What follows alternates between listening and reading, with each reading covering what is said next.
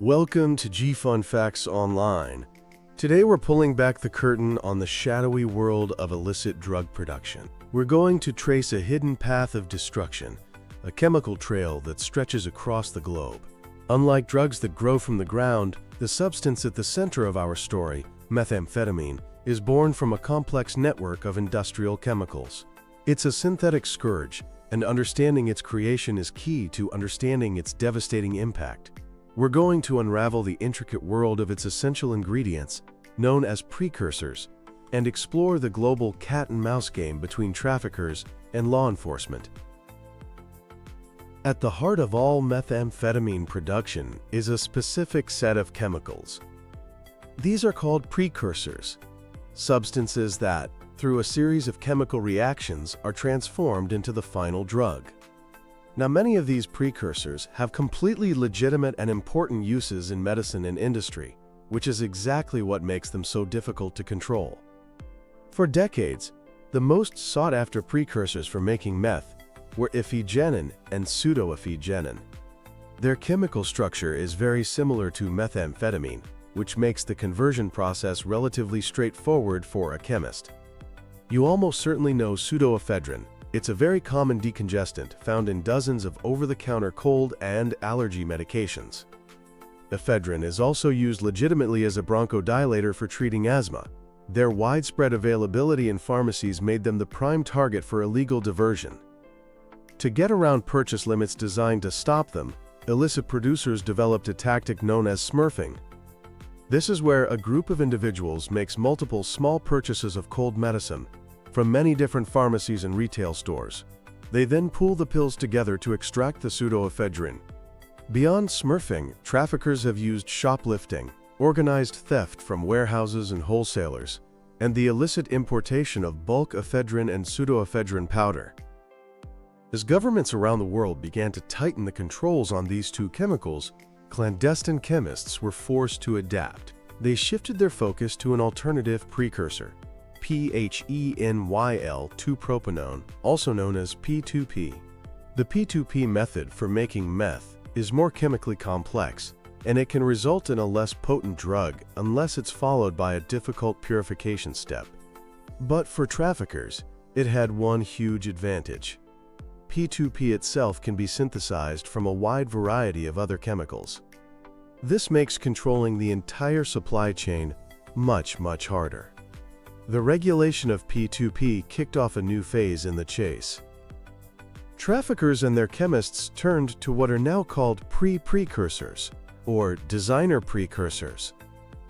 These are chemicals that are not on any controlled substance lists, but can be easily converted into P2P with one or two simple chemical steps. Examples include things like phenylacetic acid, or PAA, and alpha-phenylacetoacetonitrile, or APAAN. The constant emergence of these new, unregulated designer precursors presents one of the biggest challenges for regulatory agencies today. Now, let's look inside the illicit kitchen. The process of turning these precursors into methamphetamine is an incredibly dangerous and toxic affair. These clandestine labs can range from a makeshift setup in a kitchen or a car trunk to massive, industrial-scale operations. When using ephedrine or pseudoephedrine, the chemist's goal is to remove a specific part of the molecule called a hydroxyl group. One of the most common ways to do this is called the Nagai method, or the red phosphorus method. This involves heating the precursor with red phosphorus and hydriodic acid. It's popular in smaller labs because the red phosphorus can be sourced from something as simple as matchbox strikers. But this process is notoriously dangerous, producing phosphine gas, which is highly flammable, extremely toxic, and can spontaneously ignite. Another infamous technique is the birch reduction, sometimes grimly nicknamed the Nazi method. This uses a mixture of anhydrous ammonia and a reactive alkali metal like lithium or sodium. The anhydrous ammonia is often stolen from agricultural facilities, where it's used as fertilizer. The reaction itself is incredibly volatile. and prone to flash fires and violent explosions. When chemists use P2P, the process is different. It typically involves a reaction called reductive amination. A common technique uses aluminum foil, mercuric chloride, and another chemical called methylamine. The use of mercury in this method is particularly hazardous. It's a potent neurotoxin, and it contaminates not only the final drug product, but also all the waste generated by the lab. The environmental cost of these clandestine labs is staggering.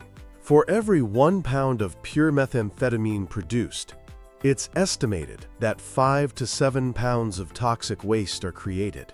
This chemical sludge, a cocktail of corrosive acids, flammable solvents, heavy metals like mercury, and other poisons, is almost always dumped indiscriminately.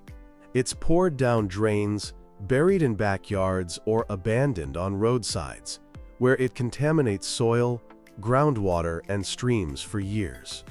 The labs themselves are ticking time bombs, with the volatile chemicals posing a constant risk of fire and explosion, endangering not only the producers, but also their neighbors and the first responders who have to deal with the aftermath. The chemical trail of methamphetamine is a truly global issue. Precursors produced in one part of the world are trafficked thousands of miles to another for illicit manufacturing. Historically, the primary source countries for bulk ephedrine and pseudoephedrine have been China and India. These nations have massive pharmaceutical and chemical industries that, at times, have been underregulated and exploited by international trafficking organizations. While both countries have taken significant steps to tighten controls, the sheer scale of their chemical output makes complete oversight a monumental task.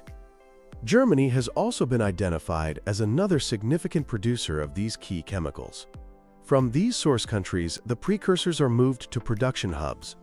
In recent years, Mexico has emerged as the primary hub for large-scale methamphetamine production. Powerful drug cartels control this illicit trade. They import vast quantities of precursors, often from Asia, and use what are known as super labs to produce multi-ton quantities of high-purity methamphetamine. This finished product is then smuggled across the U.S. border and distributed throughout North America and beyond. While small domestic labs still exist in the U.S., they have been largely supplanted by the cheaper, more potent meth flowing from Mexico. Europe has also seen a significant rise in its own methamphetamine production, particularly in the Netherlands and Belgium. European labs are increasingly sophisticated, often using the P2P method, and even employing advanced techniques to recycle unwanted byproducts to increase their efficiency and yields. To get these chemicals from point A to point B, traffickers use a variety of deceptive methods. Shipments of controlled precursors are often mislabeled as legal substances, like cleaning supplies or industrial solvents, to fool customs officials. Another tactic is transshipment, where chemicals are sent to a country with weaker regulations before being rerouted to their final destination, making the trail much harder for investigators to follow. Traffickers also frequently set up bogus front companies to appear as legitimate buyers of industrial chemicals, creating a paper trail that looks perfectly legal on the surface. In response to this growing threat, governments and international bodies have implemented a wide range of control measures. Many countries have enacted their own strict laws. A landmark example in the United States is the Combat Methamphetamine Epidemic Act, or CMEA, passed in 2006. This federal law placed major restrictions on the sale of over-the-counter products containing pseudoephedrine. It requires pharmacies to keep these products behind the counter. It limits the amount an individual can purchase in a single day and in a month. And it mandates that every buyer must show a photo ID and sign a logbook. The CMEA was credited with a dramatic reduction in the number of small-scale domestic meth labs across the country. However, it did little to stop the flow of bulk precursors to the superlabs in Mexico. Seeing the CMEA's limitations, some U.S. states, like Oregon and Mississippi, went a step further. They made all pseudoephedrine products available only with a doctor's prescription. These state-level measures proved even more effective at shutting down local lab incidents. But because this is a global problem, international cooperation is absolutely essential. The 1988 United Nations Convention Against Illicit Traffic in Narcotic Drugs and Psychotropic Substances provides the legal framework for international precursor control. An independent body called the International Narcotics Control Board, or INCB, monitors how countries are implementing this convention and helps coordinate efforts to prevent diversion. The INCB has supported international initiatives like Project PRISM and Project Cohesion, which bring together law enforcement and regulatory agencies from around the world to share intelligence and track the global trade in synthetic drug precursors. On the front lines, law enforcement agencies use a variety of strategies, from investigating local smurfing rings to conducting complex international investigations into trafficking organizations. Seizing the precursor chemicals is a key objective because it stops the drug from ever being made. For example, a major enforcement effort in Mexico in 2011 led to the seizure of over 840 metric tons of precursor chemicals, a blow that significantly disrupted production, at least for a time. Despite all these efforts, the fight is far from over.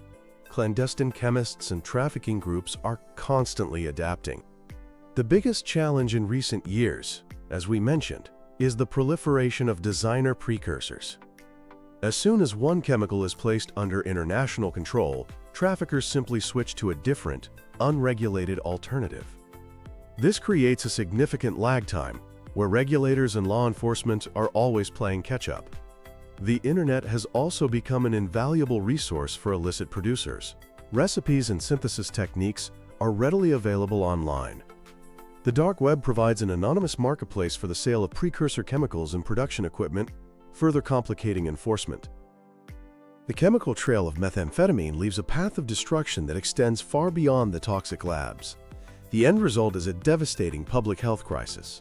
Methamphetamine is a powerfully addictive stimulant with horrific consequences for both physical and mental health. Chronic use can lead to severe dental decay, known as meth mouth, persistent skin sores from obsessive scratching, heart problems, stroke, and severe psychological issues, including paranoia, hallucinations, and violent behavior. The public health costs associated with treatment, law enforcement, and lost productivity are immense. And perhaps most tragically, clandestine meth labs are often located in homes and apartments where children are present.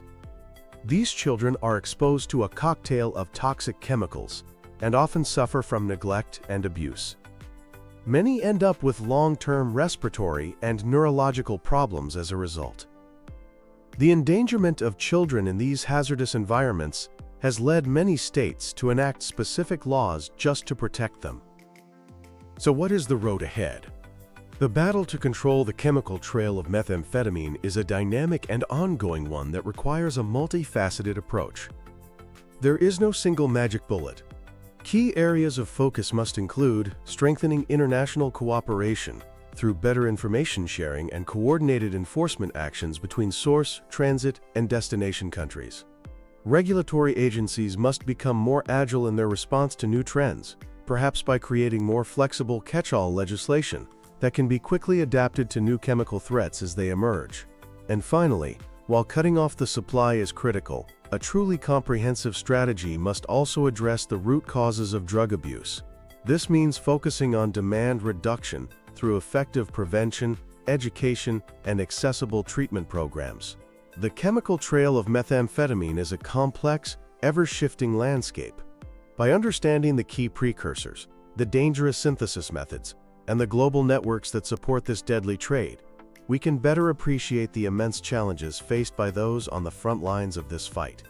It's a stark reminder that disrupting this trail requires a combination of robust legislation, global teamwork, and a deep commitment to addressing both the supply of the drug and the demand for it. Thank you for joining us on Fun Facts Online.